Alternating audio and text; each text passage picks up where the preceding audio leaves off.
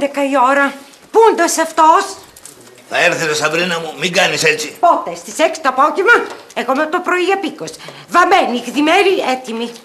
Μια ωρίτσα άργησε, δεν είναι και τίποτα. Έχει στήσει μία ώρα ολόκληρη η Σαμπρίνα Φάτον και δεν είναι τίποτα.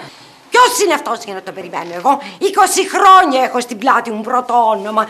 Για ποιον τις αγοράζουν, τις τσόντες οι Ιαπωνέζοι για μένα ή για τον Τέρι Μπάρα? Για σένα τις αγοράζουν, Σαμπρίνα μου. Αυτό ξαναπες το. Ναι, αλλά ηρέμησε λιγάκι κι εσύ. Τι να ηρεμήσω? Εγώ τώρα είμαι τσίτα. Και όσο περνάει η ώρα τόσο και πιο τσίτα γίνομαι. Πώς θα κάνω εγώ τώρα την περτούζα, θα δαγκώσω κανέναν? Γι' αυτό σου λέω ηρέμησε, κακό στον εαυτό σου κάνεις. Καλά. Έλα μπορεί και εσύ να με τρίψεις. Κύριε Μπαρμπουνόπουλε. Τι είναι ρε μαλάκα εσύ? Ο Τέρι Μπάρας χτύπησε με τη μηχανή. Πότε ρε? Πριν 2 ώρες με πήρε τηλέφωνο από το νοσοκομείο.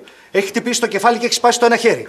Ποιο, το δεξί ή το αριστερό? Γιατί έχει καμιά σημασία, στο διάλογο και σήμερα πρωί-πρωί. Έλα βρε Μίλτο μου τώρα, ανησύχησε το καημένο το παιδί. Να πάμε στο νοσοκομείο να το δούμε. Φέρε μου την κοιλότα να ντυθώ. Τι να ντυθείς, εδώ έχουμε γύρισμα.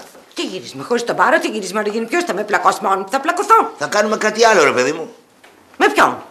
Μόνη σου. Τι, με δονητή? Δεν μπορώ το δονητή, έχω πάθει τον δίδυ από το πολύ μπρμπρ. Θα κάνουμε κάτι έτσι πιο φλουαρτιστικ. Αυτά τα χαζά που ξαπλώνω και χαϊδεύουμε μόνοι μου ένα φτερό, δεν μπορώ τα φτερά γαργαλιέμαι. Μα καταστρέφομαι ρε Σαμπρίνα, πληρώνω βάρδιες, πληρώνω στούντια. Δεν σταματάει η ταινία για ένα τραυματισμό. So must go on. Λυπάμαι Μίλτο μου, αλλά θα σταματήσει. Στη